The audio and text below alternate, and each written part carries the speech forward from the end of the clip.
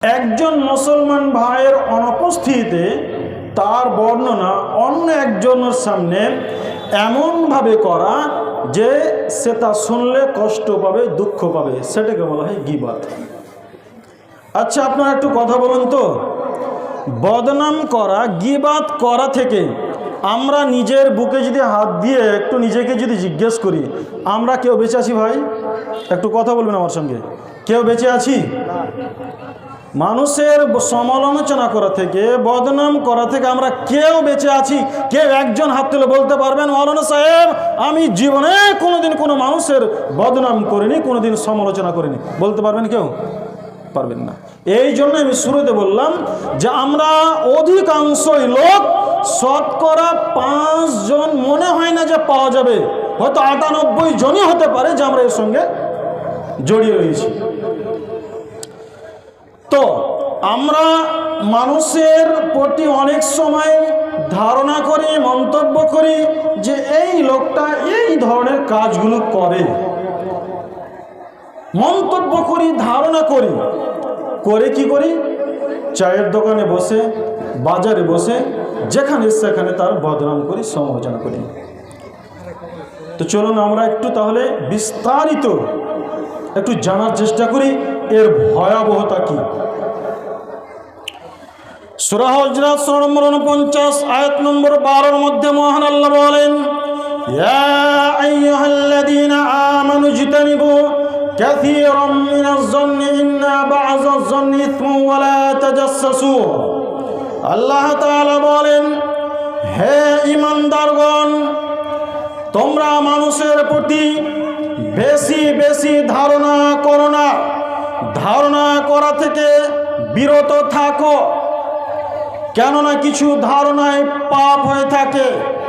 সহিহ বুখারী হাদিস নম্বর 6064 মধ্যে বলা হয়েছে, আবু হুরায়রা রাদিয়াল্লাহু তাআলা আনহু থেকে বর্ণিত, তিনি বলেন রাসূল সাল্লাল্লাহু আলাইহি সাল্লাম বলেছেন, ইয়াকুমুজ যান্না ফা ইন্নাজ যান্না আকযাবুল হাদিস। তোমরা মানুষের প্রতি ধারণা করা থেকে বিরত থাকো, কেননা ধারণাই হচ্ছে সব থেকে বড় মিথ্যা।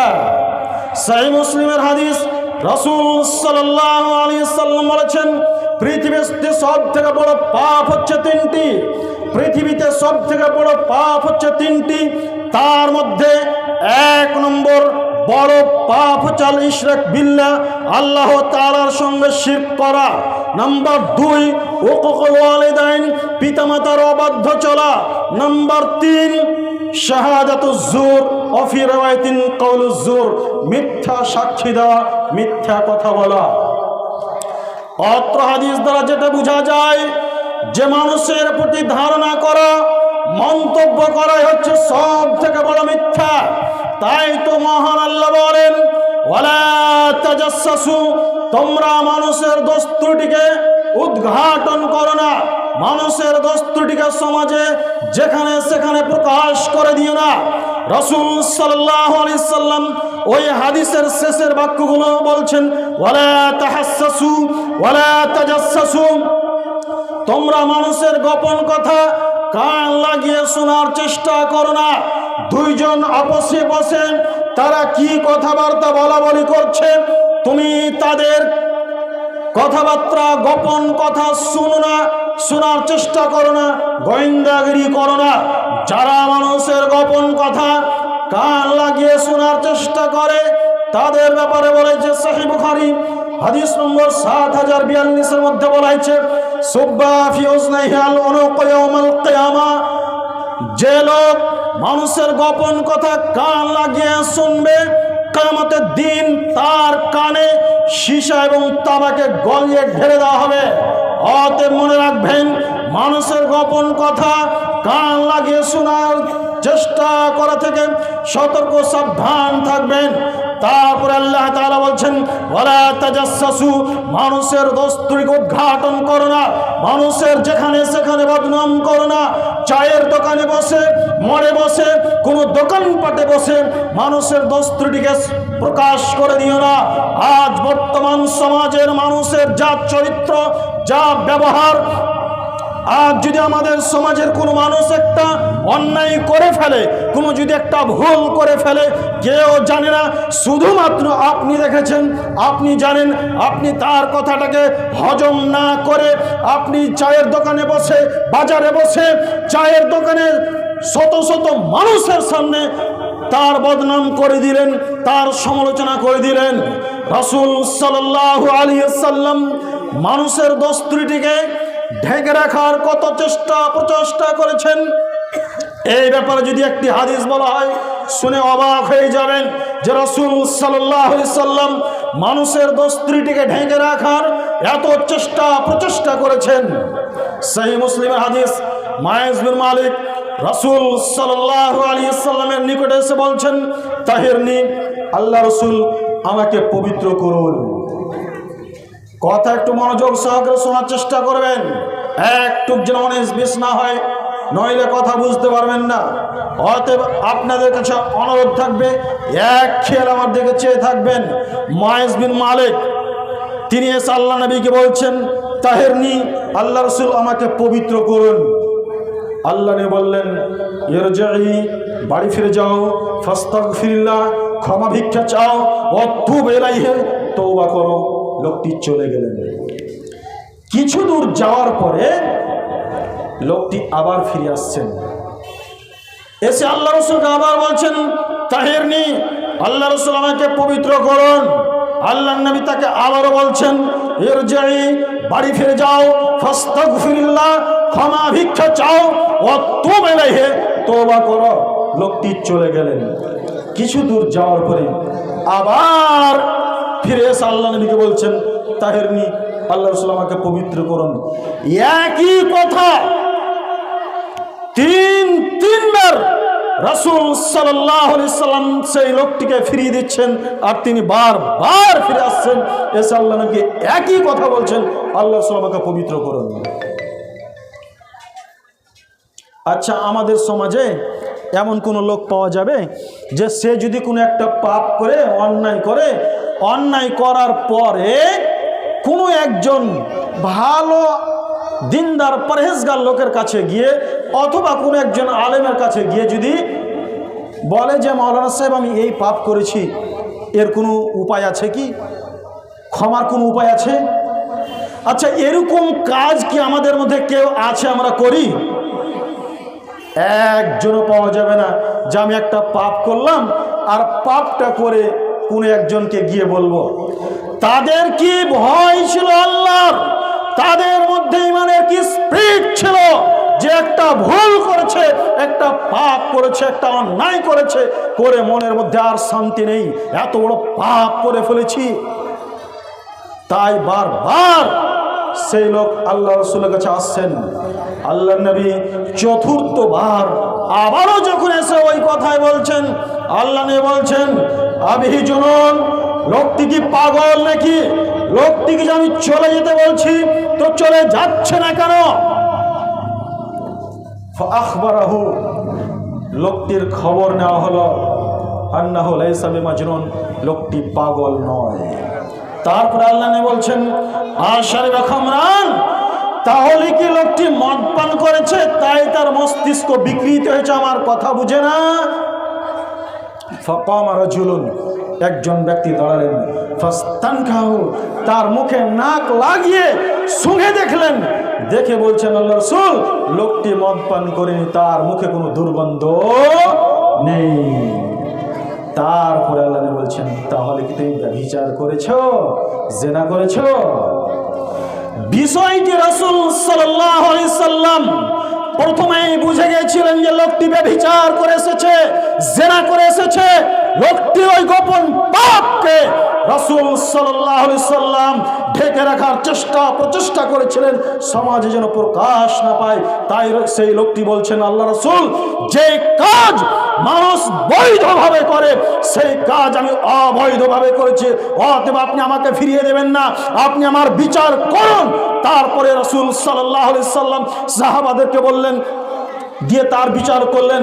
আপনাদেরকে আমি বিচারের কথা বোঝাতে চাইছি না, আমি এই হাদিস দিয়ে যেটা আপনাদেরকে বোঝাতে চাইছি যে রাসূল সাল্লাল্লাহু আলাইহি সাল্লাম এই লোকটার গোপন পাপকে, তার দোস্তুটিকে ঢেকে রাখার কত প্রচেষ্টা করেছিলেন। আজ আমাদের সমাজের মধ্যে এইরকম মন মানসিকতার মানুষ আমার মনে হয় না যে পাওয়া যাবে। যদি কেউ একটু কোনো ভুল করে সেই কথাটা মনে হচ্ছে হাওয়াতে উঠছে একেবারে, যেখানে সেখানে চতুর্দিকে বদনাম আর বদনাম, কোথাও কান দেওয়া যায় না এমন বদনাম ছড়িয়ে পড়ছে। তাই তো আল্লাহ তাআলা বলছেন ওয়ালা তাজাসসু, মানুষের দোষ ত্রুটিকে সমাজে যেখানে সেখানে প্রকাশ করে দিও না, উদ্ঘাটন করে দিও না। তারপর আল্লাহ তাআলা বলছেন ওয়ালা ইয়াগতাব বাযুকুম বাযা, তোমরা একের উপরে গীবাত করো না, বদনাম করো না। তোমরা একে অপরে গীবাত করো না। তারপর আল্লাহ তাআলা বলছেন যে তোমাদের মধ্যে কেউ কি নিজের মৃত্যু ভাইয়ের মাংস খাওয়া পছন্দ করে? আচ্ছা বলুন তো, আপনাদের এই আন্ধারু গ্রামে একজন সব থেকে নিকৃষ্ট ব্যক্তি, সব থেকে খারাপ ব্যক্তি, যে হয়তো চোর, লম্পট, গুন্ডা, বদমাস, ডাকাত, মদখোর, ব্যভিচার করে, এত নিকৃষ্ট ব্যক্তি সমাজে এর থেকে নিকৃষ্ট ব্যক্তি নেই। সেই জঘন্য নিকৃষ্ট ব্যক্তিকেও যদি বলা হয় সে নিজের মৃত্যু ভাইয়ের মাংস খাওয়া পছন্দ করবে, বলুন করবে? একটু কথা বলুন না, করবে? এমন কোনো লোক পাওয়া যাবে না যে নিজের মৃত্যু ভাইয়ের মাংস খাওয়া পছন্দ করে। ফাকারিহতুমু, সে কি করবে? অপছন্দ করবে। তাহলে ও মুরব্বি সাহেব, আপনি যে চায়ের দোকানে বসে আপনার একজন মুসলিম ভাইয়ের সেখানে গিয়ে বদনাম করছেন, সমালোচনা করছেন, তার মানে আপনি আপনার মৃত্যু ভাইয়ের মাংস খাওয়াকে পছন্দ করছেন বলেই তো আপনি তার বদনাম করছেন। নইলে আপনি বদনাম করবেন কেন? বদনাম করবেন কেন? বদনাম করার কাজটা এত নিচু পর্যায়ের, এত ছোট কাজ, এত জঘন্য কাজ যে বলার শেষ নেই। এই ধরনের কাজ কারা করে? শিক্ষিত মানুষ করে, যার মধ্যে বিদ্যা রয়েছে, যার মধ্যে শিক্ষা রয়েছে, যার মধ্যে কোরআন হাদিসের জ্ঞান রয়েছে, যার মধ্যে আল্লাহর ভয় রয়েছে, সে কখনো মানুষের বদনাম করতে পারে না। করে কারা? যারা ইতর শ্রেণীর মানুষ, যারা নিচু পর্যায়ের মানুষ, যার কোনো বিদ্যাও নেই, যার কোনো বুদ্ধিও নেই, তারাই মানুষের গীবাত করে, তারাই মানুষের সমালোচনা করে। আজ বর্তমান সমাজ, আমরা এই পৃথিবীর মাটিতে, সারা পৃথিবীর মানুষ, মুসলিম হোক আর পুরুষ হোক আর নারী হোক, সবাই আমরা এই গীবাতের সঙ্গে জড়িয়ে রয়েছি। বাপ বেটার বদনাম করছে, বেটা বাপের বদনাম করছে, মা বেটার বদনাম করছে, বেটা মায়ের বদনাম করছে, মা বৌমার বদনাম করছে, বৌমা শাশুড়ির বদনাম করছে। বলুন করে কি করে না? এক যা আরেক জায়ের বদনাম করে, গীবাত করে। বলুন আজ বর্তমান সময়ে আমাদের পরিস্থিতি এরকম কিনা? এমন একটা বাড়ি পাওয়া যাবে না যে এই বাড়িতে বদনাম হয় না, এই বাড়িতে গীবাত হয় না। তারা নিজেরা তো বদনাম করছে, চায়ের দোকানে বসে সারা গ্রামবাসীর বদনাম করে। সহিহ মুসলিম হাদিস নম্বর 2589 মধ্যে বলা হয়েছে, আবু হুরায়রা রাদিয়াল্লাহু তাআলা আনহু থেকে বর্ণিত, তিনি বলেন রাসূল সাল্লাল্লাহু আলাইহি সাল্লাম সাহাবাদের জিজ্ঞেস করছেন, আতাদরুনা মাল গীবা, গীবাত কাকে বলে তোমরা কি জানো? সাহাবারা বলছেন, ক্বালু আল্লাহু ওয়া রাসূলুহু আ'লাম, আল্লাহ এবং আল্লাহর রাসূল ভালো জানেন। রাসূল সাল্লাল্লাহু আলাইহি সাল্লাম বললেন, শোনো, গীবাত হলো তুমি তোমার এক মুসলমান ভাইয়ের বর্ণনা অন্য একজনের সামনে এমন ভাবে করছো, সেই কথা শুনলে দুঃখ পাবে, কষ্ট পাবে, সেটা হলো গীবাত। সাহাবারা বলছেন, আল্লাহ রাসূল, আমি যে দোষের কথা বলবো সেই দোষটি যদি ওই ভাইয়ের মধ্যে থাকে তাহলে কি গীবাত হবে? রাসূল সাল্লাল্লাহু আলাইহি সাল্লাম বললেন, শোনো, তুমি যে দোষটির কথা বলছো সেই দোষটি যদি তার মধ্যে থাকে তাহলে সেটা হবে গীবত, আর যদি না থাকে সেটা হবে কি? অপবাদ। আপনি চায়ের দোকানে বসে আমার বদনাম করছেন, অমুক মৌলভী সাহেব এই ধরনের কাজগুলো করে বেড়ায়, এমন ভাবে বদনাম করছেন, অথচ আমি করিনি। আপনি আমার উপর মিথ্যা অপবাদ লাগিয়ে দিলেন। মনে রাখবেন, জানা আছে কারো মিথ্যা অপবাদের শাস্তি কি জানেন? একটু বলুন। জানা আছে? জানা আছে আপনাদের? মিথ্যা অপবাদের শাস্তি জানা আছে? একটু হ্যাঁ না বলবেন, একটু কথা বলুন না। জানা আছে? যদি কেউ কোনো মানুষের প্রতি মিথ্যা অপবাদ লাগিয়ে দেয়, তাকে 80 লাঠি পিটাতে হবে, তাহলে তার পাপ মোচন হতে পারে। আমি কোনো অন্যায় করিনি, আমি কোনো দোষ ত্রুটি করিনি, আর অযথা আপনি চায়ের দোকানে গিয়ে আপনি আমার বদনাম করে দিলেন, মিথ্যা অপবাদ লাগিয়ে দিলেন। আপনাকে 80 লাঠি পিটাতে হবে, তবে আপনার পাপ মোচন হতে পারে, অন্যথায় পাপ মোচন হতে পারে না। কিন্তু এই পাপকে আমরা পাপ মনে করি না, একটুকু বিবেকে লাগে না, এইভাবে আমরা মানুষের বদনাম করে যাচ্ছি। মনে রাখবেন, সহিহ বুখারী হাদিস নম্বর 6066 মধ্যে বলা হয়েছে, হুযায়ফা থেকে তিনি বলেন, রাসূল সাল্লাল্লাহু আলাইহি ওয়াসাল্লাম বলেছেন, লা ইয়াদখুলুল জান্নাতা নাম্মাম ওয়া ফি রিওয়ায়াতিন কাত্তাত। যারা চুগলখোর তারা জান্নাতে যাবে না, যারা চুগলখড়ি করে, যারা বদনাম করে, তারা জান্নাতে যাবে না। শুধু এত দূর নয়, সহিহ বুখারী হাদিস নম্বর 6058 মধ্যে বলা হয়েছে, সমাজের সব থেকে নিকৃষ্ট ব্যক্তিকে, সব থেকে জঘন্য ব্যক্তিকে, খারাপ ব্যক্তিকে জানেন? রাসূল সাল্লাল্লাহু আলাইহি সাল্লাম বলছেন যে দুমুখ মানুষ কিয়ামতের দিন আল্লাহ তাআলার নিকটে সব থেকে নিকৃষ্ট ব্যক্তি, সব থেকে খারাপ ব্যক্তি। দুমুখ মানুষকে, যে এখানে এক কথা বলে ওখানে এক কথা বলে, আমার বদনাম আপনার সামনে গিয়ে করে, আপনার বদনাম আমার সামনে এসে করে, এই লোক হচ্ছে দুমুখ লোক। এই লোক হচ্ছে কিয়ামতের দিন আল্লাহ তাআলার নিকটে সব থেকে নিকৃষ্ট ব্যক্তি, সব থেকে জঘন্য ব্যক্তি, সব থেকে খারাপ ব্যক্তি। আর সব থেকে উত্তম ব্যক্তিকে, উত্তমকে সহিহ বুখারী হাদিস নম্বর 11 মধ্যে বলা হয়েছে, আবু মুসা থেকে তিনি বলেন, আমি রাসূল সাল্লাল্লাহু আলাইহি সাল্লামকে জিজ্ঞেস করলাম, আইয়ুল মুসলিমিন আফজালুন, হে আল্লাহর রাসূল, মুসলিমদের মধ্যে সর্বশ্রেষ্ঠ কে, সব থেকে উত্তম কে? রাসূল সাল্লাল্লাহু আলাইহি সাল্লাম বললেন, যার মুখ ও হাতের অনিষ্টে থেকে অন্য মুসলিম নিরাপদে থাকে, সেই হচ্ছে সর্বোত্তম, সর্বশ্রেষ্ঠ মুসলিম। সব থেকে নিকৃষ্ট ব্যক্তিকে? দুমুখ মানুষ, যে এখানে এক কথা বলে ওখানে এক কথা বলে, আমার বদনাম আপনার সামনে গিয়ে করে, আপনার বদনাম আমার সামনে এসে করে, এই লোক হচ্ছে সব থেকে নিকৃষ্ট ব্যক্তি। আর সব থেকে উত্তম ব্যক্তি কে?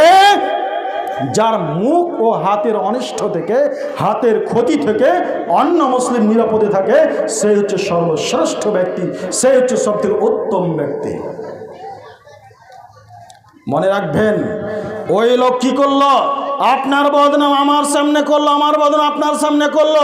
আপনার সঙ্গে আমার যেমন একটা ভালো সম্পর্ক ছিল, বন্ধুত্ব ছিল, দুইজনের মধ্যে এমনই একটা বিভেদ সৃষ্টি করে দিল যে আমাদের বন্ধুত্বকে একেবারে ছিন্ন বিচ্ছিন্ন করে দিল। এর পরিণাম কি জানেন? মিসকাত হাদিস নম্বর 3656 মধ্যে বলা হয়েছে, আবু মুসা আশআরী থেকে তিনি বলেন, রাসূল সাল্লাল্লাহু আলাইহি সাল্লাম বলেছেন, সালাসাতুন লা তাদখুলুল জান্নাহ, 3 শ্রেণীর লোক জান্নাতে যাবে না, 3 শ্রেণীর লোক জান্নাতে যাবে না, 3 শ্রেণীর লোক জান্নাতে যাবে না। তার মধ্যে এক শ্রেণীর লোক হচ্ছে ওয়াকাতিউর রহিম, সম্পর্ক বিচ্ছিন্নকারী। যারা মানুষের সম্পর্ক বিচ্ছিন্ন করে দেয়, এরা জান্নাতে যাবে না। অতএব আপনি আমার বদনাম ওই লোকের সামনে করে, আর ওই লোকের বদনাম আমার সামনে এসে করে আমাদের সম্পর্ক বিচ্ছিন্ন করে দিলেন, আর আপনি তাহাজ্জুদ পড়ে জান্নাতের আশা করছেন? সম্ভব? অসম্ভব, কখনো নয়। তাকে জাহান্নামেই যেতে হবে। অতএব মনে রাখবেন, মানুষের দোস্তুরিকে উদ্ঘাটন করা থেকে সতর্ক সাবধান থাকার চেষ্টা করুন। মানুষের বদনাম করা থেকে, গীবত করা থেকে সতর্ক সাবধান থাকার চেষ্টা করুন। এছাড়াও আরো বলা হয়েছে, রাসূল সাল্লাল্লাহু আলাইহি সাল্লাম বলছেন, আল গীবাতু আশাদ্দু মিনাজ জিনা, গীবত হচ্ছে জিনার চাইতে মারাত্মক। সাহাবারা বলছেন, কাইফাল গীবাতু আশাদ্দু মিনাজ জিনা, হে আল্লাহর রাসূল, গীবত কি করে জিনার চাইতে মারাত্মক হতে পারে? মনে রাখবেন, এই হাদিসটি পূর্ণ ব্যাখ্যা করার পূর্বে আমি কয়েকটি কথা বলবো। আমার দিকে এক খেয়ালে চেয়ে থাকবেন, একটু আমার দিকে, এই দিকে লক্ষ্য করুন। মনে রাখবেন, পৃথিবীতে দুটি পাপ রয়েছে। পৃথিবীতে দুটি পাপ রয়েছে। একটি পাপ হচ্ছে আল্লাহর সাথে জড়িত পাপ, আর একটি পাপ হচ্ছে মানুষের সাথে জড়িত পাপ। একটি পাপ হচ্ছে আল্লাহর সাথে জড়িত পাপ, আর একটি পাপ হচ্ছে মানুষের সাথে জড়িত পাপ। আল্লাহর সাথে জড়িত পাপ সহজে ক্ষমা হয়ে যায়, আল্লাহর সাথে জড়িত পাপ সহজে ক্ষমা হয়ে যায়। মানুষের সাথে জড়িত পাপ সহজে ক্ষমা হয় না। আল্লাহর সাথে জড়িত পাপ, কথার কথা, আপনার বয়স 70 বছর, এখন পর্যন্ত আপনি সালাত আদায় করেন না, নামাজ পড়েন না, নামাজ ছেড়ে দেওয়া আল্লাহর সাথে জড়িত পাপ। 70 বছর পর আপনার অন্তরে ভয় জেগেছে, আপনি আল্লাহকে বলছেন, আল্লাহ এতদিন যা করেছি, ভুল করেছি, আর কোনোদিন সালাত ত্যাগ করবো না, আর কোনোদিন নামাজ ছাড়বো না। আজকের পর থেকে তোমার দরবারে আন্তরিক তওবা করছি, আর কোনোদিন সালাত ত্যাগ করবো না। আজকে থেকে বাকি জীবন যতদিন বেঁচে থাকবো 5 ওয়াক্ত সালাত আদায় করব। আল্লাহ তাআলা আপনার এই সালাত ছেড়ে দেওয়া পাপকে ক্ষমা করে দিতে পারেন। সালাত ছেড়ে দেওয়া পাপ হচ্ছে আল্লাহর সাথে জড়িত পাপ। এই পাপ সহজে ক্ষমা হয়ে যায়। সালাত ছেড়ে দেওয়া আল্লাহর সাথে জড়িত পাপ, এই পাপ সহজে ক্ষমা হয়ে যাবে। মানুষের সাথে জড়িত পাপ সহজে ক্ষমা হয় না। আল্লাহর সাথে জড়িত পাপ, সুদ খাওয়া। আপনাদের গ্রামে সুদখোর আছে? সুদ খায়? যারা সুদ খায় তাদের ব্যাপারে বলছি। রাসূল সাল্লাল্লাহু আলাইহি সাল্লাম বলেছেন, কেউ যদি 1 টাকা জেনে শুনে সুদ খায়, তাহলে 36 বার জিনা করে, ব্যভিচার করে যা পাপ হবে তাই পাপ হয়। কেউ যদি 1 টাকা জেনে শুনে সুদ খায়, 36 বার ব্যভিচার করে, জিনা করে যা পাপ হবে তাই হবে। তারপর আল্লাহ রাসূল বলছেন যে সুদের পাপের 70টি বিভাগ রয়েছে। সুদের পাপের 70টি বিভাগ রয়েছে। তার মধ্যে সবথেকে নিচু পর্যায়ের যেটা, সেটা হচ্ছে নিজের মায়ের সাথে ব্যভিচার করা। নাউযুবিল্লাহি মিন যালিক। নিজের মায়ের সাথে ব্যভিচার করা, নিজের মায়ের সাথে জিনা করা, এটা হচ্ছে সুদের সবথেকে নিম্ন পর্যায়ের পাপ। এরপরেও আপনি কোটি কোটি টাকা সুদ খেয়েছেন, কোটি কোটি টাকা সুদ খেয়ে জমি জায়গা গাড়ি বাড়ি বিশাল সম্পত্তি করেছেন, অঢেল সম্পত্তি করেছেন। এই সব সম্পত্তি করে, এত টাকা সুদ খেয়ে, কোটি কোটি টাকা সুদ খেয়ে, তারপরে আপনার অন্তরে ভয় জেগেছে, আল্লাহ জীবনে যা করেছি ভুল করেছি, এত লক্ষ লক্ষ টাকা, কোটি কোটি টাকা সুদ খেয়েছি, আল্লাহ জীবনে আর কোনোদিন সুদ খাবো না। তোমার কাছে আন্তরিক তওবা করছে, খাঁটি তওবা করছি, আল্লাহ তুমি আমাকে ক্ষমা করো, জীবনে আর কোনোদিন সুদ খাবো না। আল্লাহ তাআলা আপনার পাপকে ক্ষমা করে দেবেন। এই পাপ হচ্ছে কার সাথে জড়িত পাপ? আল্লাহর সাথে জড়িত পাপ। এই পাপ হচ্ছে আল্লাহর সাথে জড়িত পাপ।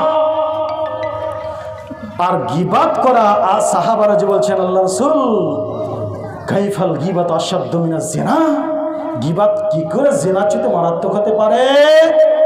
আল্লাহ নিয়ে বললেন, কোন মানুষ যদি ব্যভিচার করে, জিনা করে, ব্যভিচার করা, জিনা করা একটা নিকৃষ্ট পাপ, নিকৃষ্ট কাজ, জঘন্য কাজ। এর থেকে নোংরা, বেহায়া, নির্লজ্জ, নোংরামি আর কিছু হতে পারে না। তারপরেও এই ব্যভিচার করা, জিনা করা পাপ হচ্ছে আল্লাহর সাথে জড়িত পাপ। আপনি কত মানুষের সাথে, কত নারীর সঙ্গে যে ব্যভিচার করেছেন আপনি ভালো জানেন, আল্লাহ ভালো জানে। ব্যভিচার করার পরে আপনার অন্তরে ভয় জেগেছে, আল্লাহ এতদিন ধরে ব্যভিচার করে আসছি, শয়তানের চক্রান্তে পড়ে আল্লাহ আজকের পর থেকে যতদিন বাঁচবো আর জীবনে কোনোদিন ব্যভিচার করবো না, জিনা করবো না। আল্লাহ তুমি আমার এই সমস্ত পাপকে ক্ষমা করে দাও। গফুর রহিম আল্লাহ তাআলা আপনার এই ব্যভিচারের পাপকে ক্ষমা করে দিতে পারেন। এই পাপ হচ্ছে আল্লাহর সাথে জড়িত পাপ, কিন্তু গীবাত করা পাপ আল্লাহর সাথে জড়িত পাপ নয়। মানুষের বদনাম করা, গীবাত করা, এই পাপ হচ্ছে মানুষের সাথে জড়িত পাপ। মনে রাখবেন, একটু আগে বললাম যে পৃথিবীর মধ্যে সব থেকে বড় পাপ হচ্ছে তিনটি। তার মধ্যে এক নম্বর যেটা হচ্ছে আল ইশরাক বিল্লাহ, আল্লাহ তাআলার সঙ্গে শিরক করা। বলুন, আমরা সকলেই জানি যে পৃথিবীর মধ্যে সব থেকে বড় পাপ হচ্ছে আল্লাহ তাআলার সঙ্গে শিরক করা। বলুন ভাই, আমরা জানি কি জানি না? জানি না? সব থেকে বড় পাপ হচ্ছে শিরক করা। কোন মানুষ যদি শিরক করে, যদি সাথে সাথে শিরক করলো আর শিরক করেই যদি মারা যায়, দাখালান নার, লোকটি জাহান্নামে চলে যাবে। কোন মানুষ যদি শিরক করে মারা যায়, লোকটি জাহান্নামে যাবে। আর কোন মানুষ যদি শিরক না করে মারা যায়, দাখালাল জান্নাহ, লোকটি কোথায় যাবে? জান্নাতে যাবে। তাহলে আমরা সকলেই জানি যে শিরক হচ্ছে সব থেকে বড় পাপ। এরপরে আপনি আজকে শিরক করলেন, আল্লাহ তাআলার সঙ্গে কাউকে অংশীদার করে দিলেন। করে দেওয়ার পর আপনি বুঝতে পেরেছেন যে আমি মারাত্মক বড় ভুল করলাম, শিরক করে ফেললাম। আল্লাহর কাছে আপনি আন্তরিকভাবে তওবা করছেন, আল্লাহ আমি শিরক করে ফেলেছি, না জেনে না বুঝে আমি শিরক করেছি, আল্লাহ তুমি আমাকে ক্ষমা করো। বলুন, ক্ষমা হবে কি হবে না? ক্ষমা হবে। শিরকের পাপ তওবা করলে ক্ষমা হয়ে যাবে, কিন্তু গীবাত করা পাপ, বদনাম করা পাপ, এটা হচ্ছে মানুষের সাথে জড়িত পাপ। এই পাপ তওবা করে ক্ষমা হবে না। সময় আচ্ছা, তো মানুষের সাথে জড়িত পাপ তওবা করে ক্ষমা হবে না। পৃথিবীতে যতই বড় পাপ হোক না কেন, যেগুলো আল্লাহর সাথে জড়িত পাপ, এই পাপগুলো আল্লাহ তাআলার দরবারে যদি আন্তরিক তওবা করা যায়, খাঁটি তওবা করা যায়, সেই পাপ ক্ষমা হয়ে যাবে। কিন্তু মানুষের সাথে জড়িত পাপ তওবা করে ক্ষমা হবে না। ও মুরব্বি সাহেব, আপনার বয়স 80 বছর, 70 বছর, তারপরে আপনি ওই যে চায়ের দোকানে বসে আপনার ভাইয়ের বদনাম করেছেন, বদনাম করে এখন বলছেন আমি যাই একটু হজ করে আসি। আপনার উপর হজ ফরজ হয়েছে, আপনি গেলেন হজ করতে। হজ করতে গিয়ে ওই কাবা শরীফের পিলার ধরে যদি আপনি তওবা করে আর কেঁদে কেঁদে কেঁদে কেঁদে যদি আপনার চোখ যদি অন্ধ হয়ে যায়, তবু আপনার ভাইয়ের যে বদনাম করেছেন, গীবত করেছেন, এই পাপ ক্ষমা হবে না। তওবা করে এই পাপ ক্ষমা হবে না। মনে যেন হচ্ছে যে পৃথিবীতে এই গীবতের পাপ মোচন করার কোনো পথ নেই। অন্যান্য পাপের জন্য তওবা আছে, তওবা করলে ক্ষমা হয়ে যাবে, কিন্তু গীবত করা পাপ, মানুষের বদনাম করা পাপ, তওবা করে ক্ষমা হবে না। তাহলে কি কোনো পথ নেই? একটা পথ আছে, একটা পথ আছে। সেটা কি? কিন্তু সম্ভব নয়, অসম্ভব। আপনি আপনার জীবনে যত লোকের বদনাম করেছেন, ধরে নেন আমি এসেছি কোথা থেকে? গোবরা থেকে। গোবরা আপনার নাম শুনেছেন?